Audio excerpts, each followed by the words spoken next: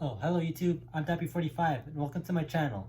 So you might be wondering who this is. Well, you see, Rocky recently went on vacation and he decided to send his friend Mr. Plant towards my way so that we could hang out. And of course, it does get lonely without Rocky, so it's good that he sent his friend Mr. Plant here. But of course, me and Mr. Plant don't really know much about each other since we just met just a couple seconds ago. But I'm sure we'll be really great friends, maybe even as close friends as Rocky, and we could be a great trio. So come on guys, let's go spend some time with Mr. Plant and get to know each other more.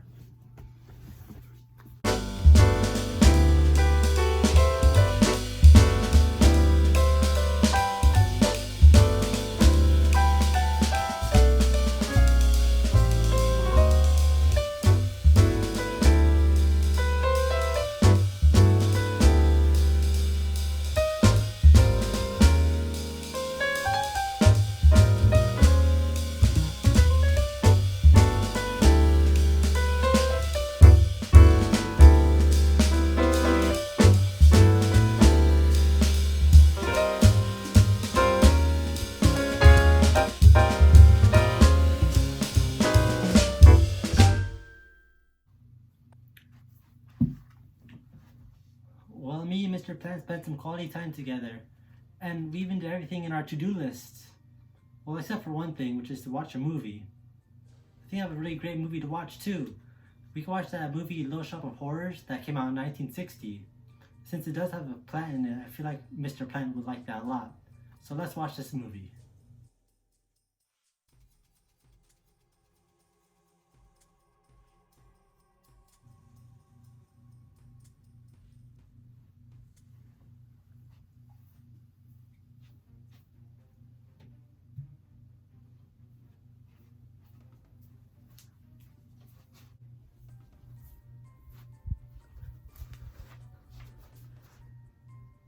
Okay, I'm scared of Mr. Plant now.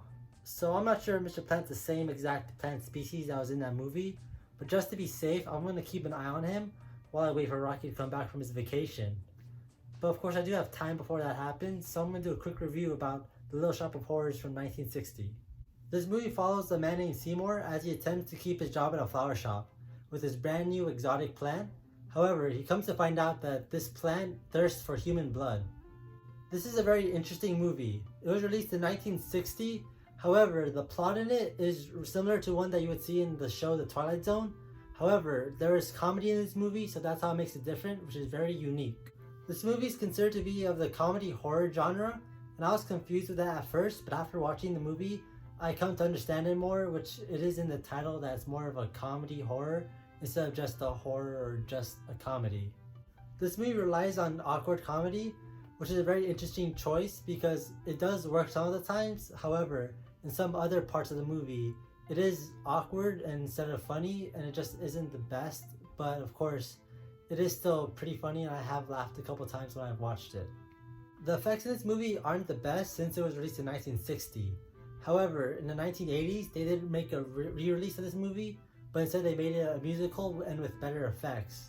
And I've heard that that is a pretty good movie too, and I do plan to review that also. But for right now, we're reviewing this movie, and the effects in it just isn't the best and don't really compare to movies we've seen today. But that is to be given since it is an older movie.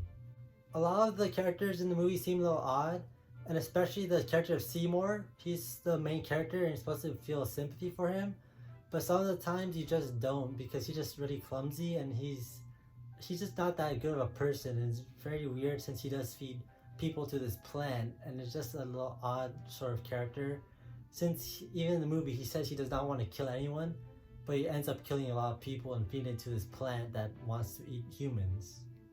I give this movie my final rating of a 7 out of 10. It's an interesting movie. It has a unique idea with the man-eating plant, but of course the comedy doesn't always stick. Sometimes it does, but not all the time. And if you are interested in watching this movie, then I suggest that you do watch it. However, you're not missing much if you don't watch it. So that was my review of The Little Shop of Horrors. So now it's time to look over at Mr. Plant and